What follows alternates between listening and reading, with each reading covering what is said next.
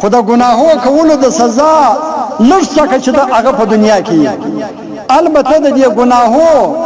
او د دې نافرمانیو د الله تعالی او د رسول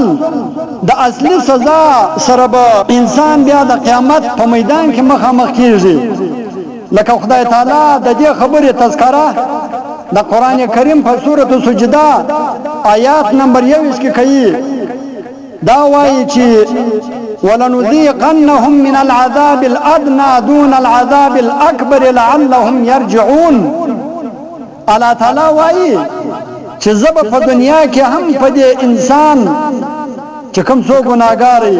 د خپل ګناهو د سزا څخه کوم یعنی د آخرت د هغه لوی عذاب دراتلو څخه مخکې په دنیا کې په دې وجه باندې د سزا څخه په دې باندې کوم چې شاهد دی به د دې ګناه څخه پرهیز وکړي او بیرته به زما و طرف ته متوجه سي د عذابونو په دې وجه باندې زه په دې مسلمانانو باندې راولم چې دې زما نه فرمانی کوي چې شاید شته چې دې زما نه فرمانی پرېږدي او بیرته زما و خواته متوجه سي نو لہذا محترمین مسلمانانو د باران نه ورېدل د معاشره د انسانانو د بد عملوي نتیجه ده او چې کله انسان په ګناهو او بدو اعمالو باندې اخته سي نو الله تعالی جن ناراض سي